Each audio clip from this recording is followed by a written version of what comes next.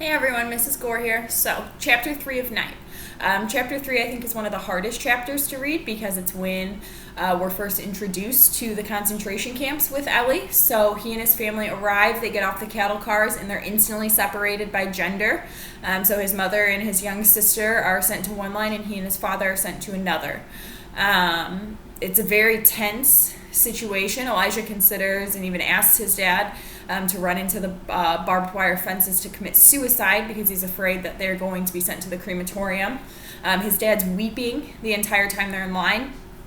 And remember, until they left for the cattle cars, Ellie says he's never seen his father cry, and now he's seen him cry twice within days. And I'm sure a lot of you can relate to that. Obviously, I'm older than you are, and I've only seen my dad cry a handful of times, and I know when I do see him cry now, it's hard, it's emotional, and you know that they're hurting. I think a lot of our parents not necessarily try to hide their feelings from us, but they try to maybe stifle them a bit so we don't think things are as bad or we're not as worried or scared. And here he sees that his dad is genuinely scared because his dad can't save him. So a prisoner tells Ellie and his dad to lie and lying about their ages and their jobs, and they do. And that's probably what saves them. Then, as they go through the selection process, they meet Dr. Mengele, who's in your intro slides. He was the notorious doctor in the concentration camps. He was very obsessed with twins. He did a lot of twin studies, he called, but nobody understands what his purpose or focus was. He cut up a lot of bodies. You have a lot of those pictures in the intro slides, and those are under the files in our Canvas page if you want to review those. Those are really helpful as you're reading to understand historically where we're at. So they do both make it through the selection process. However, I want you to know a very important thing in chapter 3. It's the first time Ellie tells us he's angry at God.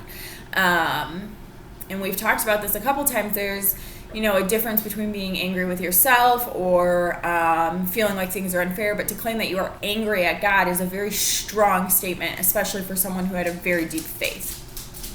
So, as Ellie and his dad are moving through the selection process, they have to do the same thing over and over again. They have to strip, shower, run. And this is for a couple of reasons. First of all, it lets them see how strong the prisoners are, if they can handle this process, and then also dehumanizes them. It's embarrassing. They're naked, they're running in front of each other, they're running in front of strangers, and it allows them to be more dehumanized. So they make it through the selection process, all of the running, all of the showering, and they have Dr. Mengele talk to them again, and he kind of introduces them to Auschwitz, and he says, you can either work or you can go to the crematorium. And this is a really big part of the Holocaust and a big thing I like to usually focus on. We call this choiceless choices. You're giving human choiceless choices. You can work to where you're probably going to die, or you can just go straight to death. And that this is kind of one of the harder parts, I think, of the Holocaust, because we know that they are all victims, obviously, but it means that a lot of times they were also perpetrators, the Jewish people. And we see that happening in the next couple chapters, that prisoners start turning on each other and things like that. So, once they're done with the selection process, they finally meet their block leader and get into a bunkhouse. This is one of the first positive messages they hear from their block leader when they arrive. He tells them to unite together as Jewish brothers, to care for one another.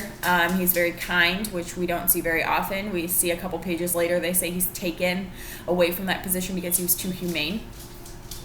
And then in this chapter, Ellie and his father and all the prisoners in the process with them are really dehumanized. All their heads are shaved. Ellie gets his tattoo on his left arm, so he is now A7713. And like I said, this dehumanizes them all. It makes them all united. They're all one. It makes it easier for the SS and the Nazis to be violent towards them because they don't look human. So it's easier for you to say, well, of course I'm killing them. Look at that creature.